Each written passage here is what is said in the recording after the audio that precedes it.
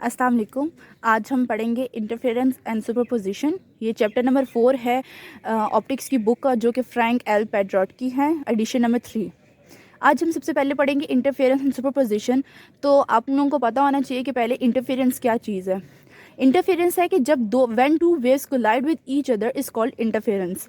मतलब जब भी दो वेव्स आपस में इंटरफेयर करती हैं या टकराती हैं तो इंटरफेरेंस का पैटर्न प्रोड्यूस होता है। तो इंटरफेरेंस दो तरह की हो सकती है, कंस्ट्रक्टिव या फिर डिस्ट्रक्टिव। कंस्ट्रक्टिव इंटरफेरेंस तब होती है जब दो वेव्स आपस में इंटरफेयर करें और वो इन फेज हों। डिस्ट्रक्टिव क्या है? जब दो वेव्स आपस में इंटरफेयर करें और वो आउट फेज हों।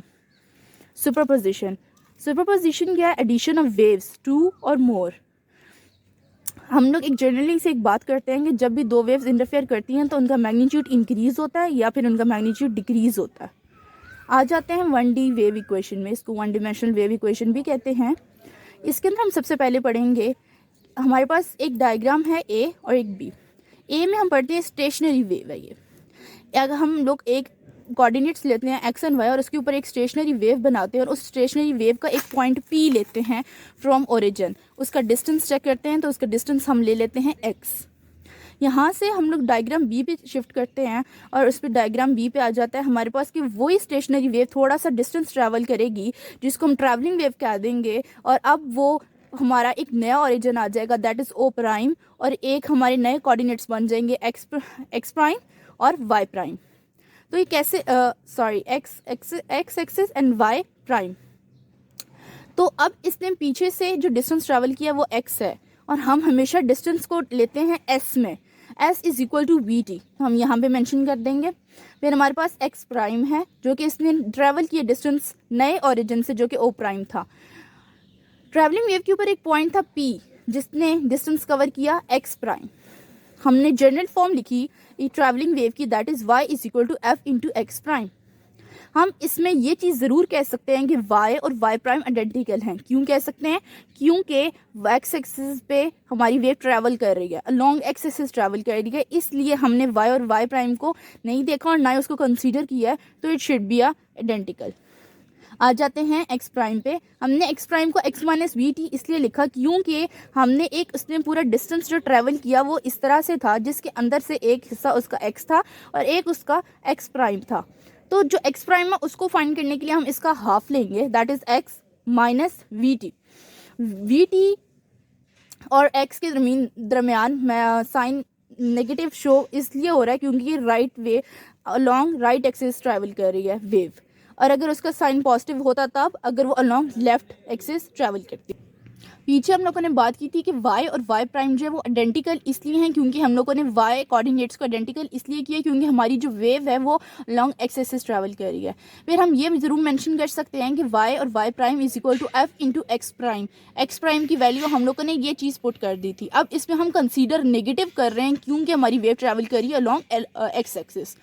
हम जनरल फॉर्म देखते हैं वेव इक्वेशन की, that is y is equal to a sine के एक्स माइनस पी टी। जो according to your previous knowledge हम जो पढ़ते आए हैं वो ये है x sine k x plus minus डब्ल्यू टी।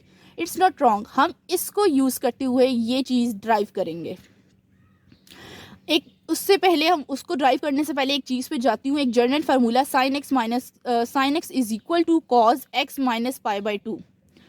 हम लोग एक एंगल ले लें कोई भी, फॉर एग्जांपल 90 ले लिया, हम यहाँ पे 0 भी एंगल ले सकते हैं और यहाँ पे हम 180 ले सकते हैं, 270 ले सकते हैं, जो भी लेंगे। साइन एक्स को अगर हम साइन 90 लेते हैं और कॉस 90 माइनस 180/2 लेते हैं। 180 कैसे लेंगे? क्योंकि पाई हमारे पास 180 डिग्री के इक्वल होता है, इसलिए हमने 180 मेंशन कर दिया।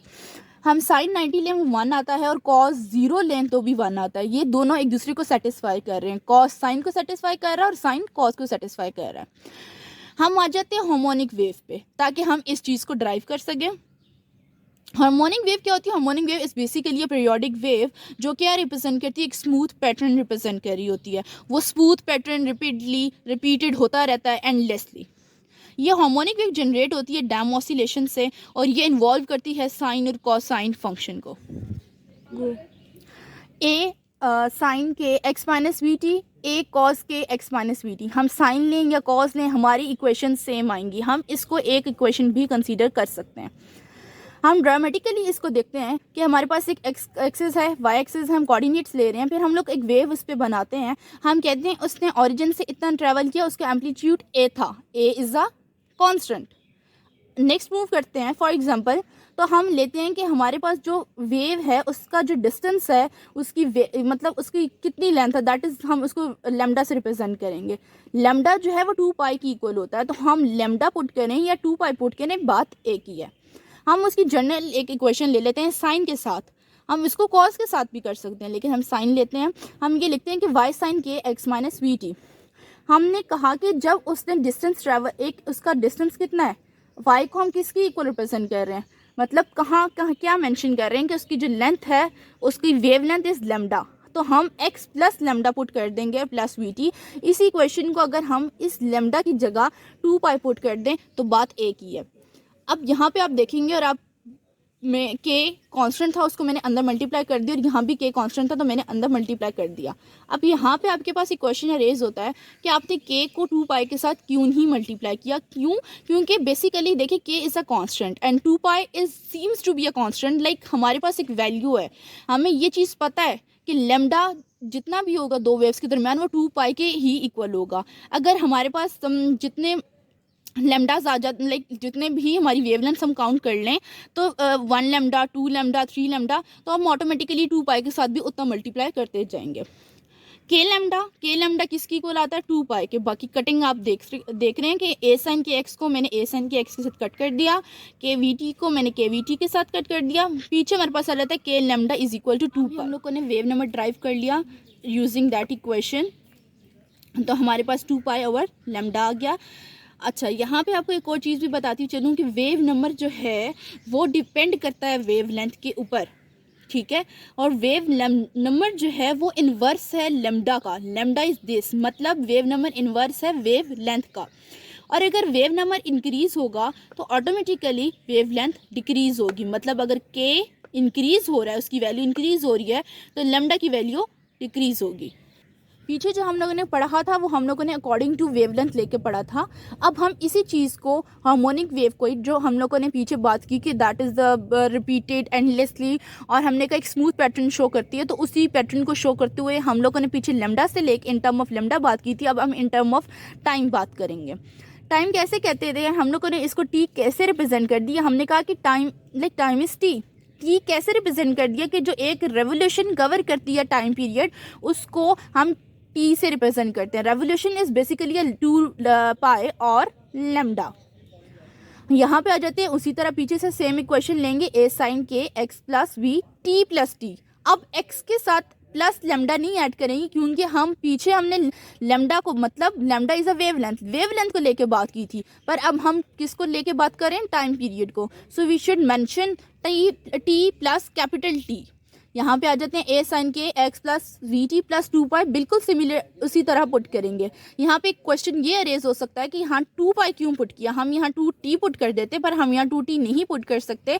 क्यों? क्योंकि हमने कहा है कि जो टाइम पीरियड है वो एक रेवोल्यूशन का, रेवोल्यूशन हमारे पास 2 पाई की इक्वल होती है, दैट हमने यहाँ मेंशन कर दिया 2 पाई। यहाँ से कटिंग की ए साइन की एक्स की, ए साइन की एक्स के साथ, मतलब जब मैंने के को अंदर मल्टीप्लाई कर दिया इस इक्वेशन के साथ, और यहाँ भी के को मैंने इसके साथ मल्टीप्लाई कर दिया, तो हमारे पास ये इक्वेशन बनी। और हमने कटिंग की, हमारे पास पीछे ये चीज़ आ गई के 2 पाई ओवर वी टी। हम टी को अगर हम एक सेपरेटली देखें, इस फॉर्म में लिखें तो इट्स एफ, लेकिन बहुत सारी बुक्स में नोटेशन यूज़ की जाती है फ्रिक्वेंसी के लिए म्यू, तो हम इसको 2 pi over v multiply by f कर दें, या फिर 2 pi over v into mu कर दें, बात एक ही है। अब हम यहाँ पे वैल्यूज पुट कर देते हैं के की, 2 pi over lambda is equal to 2 pi over v dot f. अब हम इसके साथ जो हमने 2 पाई पुट किया और यहाँ पे 2 पाई था, हम इन दोनों को कैंसिल कर सकते हैं, 2 पाई ओवर 2 पाई कैंसिल कर दें, पीछे हमारे पास बन जाएगा 1 over lambda that is equal to F over V. जी, तो हम लोगों ने पीछे, जैसे हम लोगों ने आपको मैंने बताया था, जब हम लोगों ने के की वैल्यू मेंशन की थी, और यहाँ पे हमारे पास था के की वैल्यू मेंशन करने के बाद 2 पाई ओवर लेमडा, और यहाँ पे हम लोग ले रहे थे 2 lambda over v dot F. तो इस तरह से हम लोगों ने 2v ओवर डॉट एफ को लेके 2 लेमडा को कैंसिल कर दिया था। उसके बाद हमारे पास ये इक्वेशन बन जाती है, और यहाँ भी हम क्रॉस मल्टीप्लिकेशन कर देते हैं, तो v is equal to f lambda. As we know that कि फ्रीक्वेंसी जो है 1/t की इक्वल होती है, तो हम f की वैल्यू यहाँ पुट कर सकते हैं, तो we will get another formula that is v/λ is equal to 1/t। हम एक और जनरल फार्मूला की तरफ जाते हैं। जैसे हम सबको पता है कि ओमेगा 2πf की इक्वल होता है, तो f की अगर हम वैल्यू पुट करें 1/t तो it become omega is equal to 2π/t। हम जो जनरल इक्वेशन पीछे हम लोगों ने डिराइव की थी कि y is equal to a sine के x plus minus v t, जिसको हमने कहा था इसको यूज़ करते हुए हम ये प्रोड्यूस करेंगे a साइन के x plus minus omega T. तो हम इसी तरह प्रोड्यूस कैसे करेंगे, हम ये जनरल फॉर्म लिखते हैं। हमने k की वैल्यू ड्राइव कर ली, हमने v की वैल्यू ड्राइव कर ली, तो हम वैल्यूज़ अगर पुट करें तो हमारे पास ये जनरल इक्वेशन बनेगी। हम 2π/λ पुट करते हैं k की वैल्यू, बाकी सारा सेम रखेंगे। फिर हम जो लैम्डा है इसको अंदर डिवाइड कर देंगे, that is 2πx/λ plus minus vt/λ। 2πx/λ plus minus t/T कर दिया। दैट इज़ इस फार्मूले को यूज़ करते हुए हमने v/λ यहाँ से 1/t यहाँ मेंशन कर दिया, तो t/T हमारे पास आ गया। जैसे पीछे हम लोगों ने पढ़ा था कि a sine 2π/λ x plus minus 2π/t और t।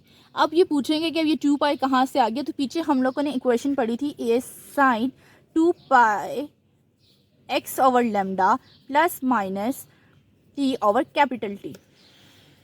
तो हमने इस 2π को अंदर मल्टीप्लाई कर दिया, इसके साथ भी और इसके साथ भी। जब हमने मल्टीप्लाई कर दिया तो 2π/λ पीछे क्या पढ़ा हमने k, 2π/t के पीछे क्या पढ़ा हमने ओमेगा, तो हमने पुट कर दिया, तो हमारे पास y की जनरल फॉर्म आ गई। हमने फिर एक इनिशियल कंडीशन अप्लाई की, that is the phase angle हमने ऐड किया। तो हम फेज एंगल जो ऐड करेंगे तो हम उसको फाई नॉट कह देंगे। तो हम लोगों ने फेज इनिशियल कंडीशन ऐड की थी, that is phi naught. Phi naught basically होता क्या है, फाई नॉट डिस्क्राइब करता है motion of fix point on a wave form. हमने पीछे एक डायग्राम बनाई थी और उसके ऊपर हम लोगों ने एक वेव फॉर्म बनाई थी इस तरह से कुछ करके, एंड उसमें हम लोगों ने एक पॉइंट फिक्स कर लिया था P। तो ये जो पॉइंट B है इसकी मोशन डिस्क्राइब करेगा फाई नॉट, और फाई नॉट हमारी इनिशियल कंडीशन है जो कि हम लोगों ने जो जनरल इक्वेशन थी वेव इक्वेशन की उसमें पुट कर दी। फिर आगे मैंने ये बात लिखी हुई है कि when x and t change together in such a way phi not is constant, displacement is also constant. इस बात का ये मतलब है कि अगर मैं फाई नॉट को कांस्टेंट रखूं और इसको कांस्टेंट रखते हुए x और t की वैल्यू चेंज कर दूं, मैं सपोज कर लूं कि x भी 0 है और t भी 0 है, तो मेरे पास जो डिस्प्लेसमेंट है वो भी कांस्टेंट आ जाएगी और वो इस फॉर्म में आएगी कांस्टेंट। वो इस फॉर्म में क्यों आएगी और इसको कांस्टेंट क्यों कह रहे हैं, क्योंकि a जो हमारी डिस्प्लेसमेंट है वो ऑलरेडी कांस्टेंट है, फाई नॉट भी कांस्टेंट है, तो साइन के एंगल में जब कोई चीज़ होती है तो भी कांस्टेंट ही रहती है। So y is equal to a sine phi naught, जो कि कांस्टेंट ही रहेगी। आ जाते हैं जनरल इक्वेशन पे, जो कि हमने डिराइव कुछ इस तरह से की थी कि y is equal to a sine के x plus minus omega t. ये कंडीशन तब है जब हमारे पास कोई इनिशियल वैल्यू नहीं होती। जब हमारे पास इनिशियल वैल्यू कोई आ जाती है तो कंडीशन ये बन जाती है। फिर हम लोगों ने ये कहा कि वाई नॉट मतलब फाई नॉट पुट करने की रीज़न क्या है। उसकी रीज़न ये है कि जब हमारे पास डिस्प्लेसमेंट आर्बिट्रेरी होती है तो हम इनिशियल कंडीशंस को सपोज करते हैं और फिर उनको इक्वेशन के अंदर पुट करते हैं।